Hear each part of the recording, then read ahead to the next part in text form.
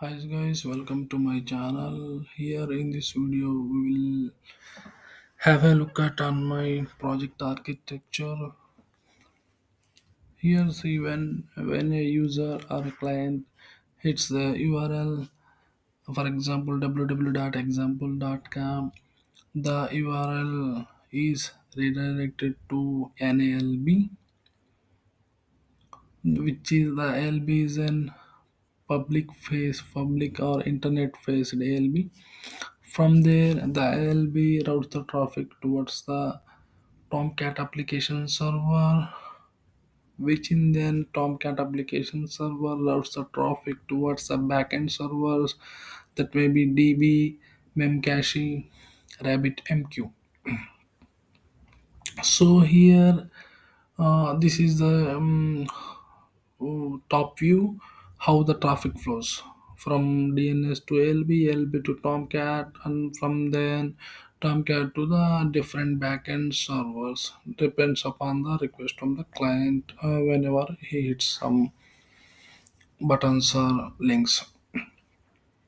So for each and everything, here we have some security group rules.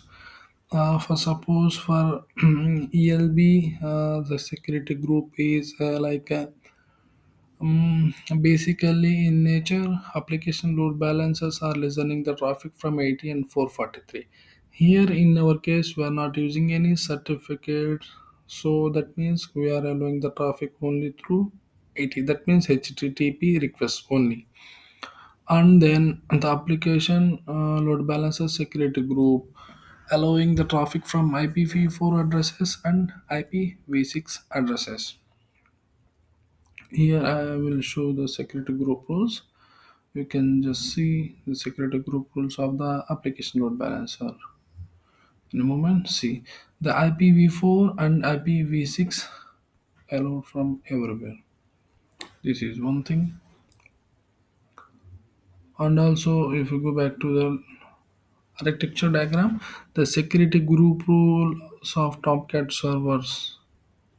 The security group rules are allowed the traffic from application load balancer security groups.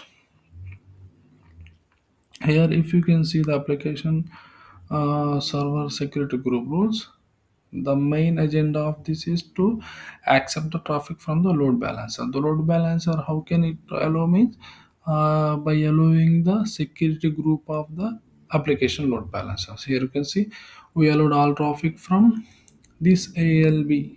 ALBSG means application load balancer security group, and port 22 and port 80 also allowed to check myself to do the configurations. So for that, I just allowed those security groups. And if we go back to that architecture, the backend servers. So backend servers, for three backend servers, we just created one security group rule. So whenever Tomcats try to talk to the backend servers, so here these are all means DB, RabbitMQ, memcache. Each service install a different mission. Maybe DB for DB one mission is there, for RabbitMQ one mission is there, memcache one server you can say is there. So we are allowing the security group of the Tomcat to this security group and port 3306. Just let me show you.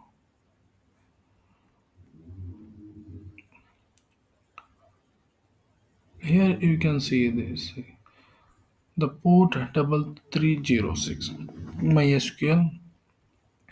So when application server tries to talk to service 3306 for DB database server, it allowed. That means application security group uh, add, allowed traffic allowed. And for RabbitMQ memcache also we allowed the security group of the application server, and also we just allowed all the traffic from the application security group. For suppose if we feel like a little bit headache and little bit tricky, So we can remove these three rules if we just enable all traffic from the application server security group. These three also be automatically accepted. So just after this backend security group got created, we just allowed the security group itself. So that means you see how we created a security group means, for these are all running on different servers. We just created one security group and attach it to all the servers. So if in case any server wants to talk to between themselves, so for example, here you can see the diagram. DB will talk to memcache, memcache will talk to DB. So for that, to solve this, we just allowed itself. Allowed itself means allowed the security group itself. You can see backend security group, and also we just allow 22 to do the configuration and install the application and to take it live. So these are all the security group rules, and also we created one load balancer named basha-lb, which routes the traffic towards the target group. The target group is nothing but the tomcat application server, as we can see here in the diagram. So here you can see that instances. One instance for application Tomcat application server, one instance for rabbitmq, one instance for memcache, and one instance for db01. And also in internally in the code point of view, uh, they don't know. For example, rabbitmq wants to talk to memcache, they should call via name. For example, this RMQ01 to M301, it will talk with a name. This should know a name. So to do that one, we cannot assign IPs as they may change. We can talk with IP names also. Here in networking agendas, we use DNS names. So here I created a private hosted join route 53, where we used a-type records to talk one service to another one. These are all like A-type records. You can see, if for example, if DB01 wants to talk to MC01, so DB01 will call with this name to the memcache, so that it will route the traffic towards to them. And these are all the internal infrastructure and networking happens behind the reasons, behind the scenes. And one more thing, we use GoDaddy for DNS names. Let's have a look at the application. This is our application. So whenever a client hits this URL, maybe pro.basha.xyz, this is my custom domain. And also when the user tries to log in on, he will log in on. So our application is up and running. Our front end application Tomcat doing fine. Let's check whether all other services are running fine or not. Let's click on all users button. You can see here the list of users. You can see if we click on our own with user ID 10, here you can see the message like data is from DB and data inserted in cache. Here in the code itself we rated. See, we installed one memcache. As you can see in diagram, memcache. Memcache is the purpose is like it is to store the data. Whenever a user hits some, it will store in memcache.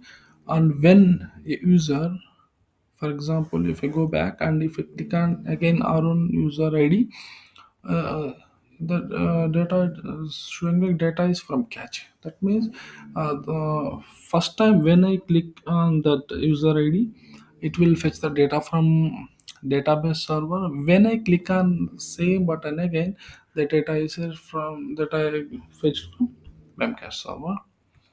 That is one thing I have to show you. And so also let's check whether RabbitMQ server is running or not. As you can see, RabbitMQ server is running on 5672.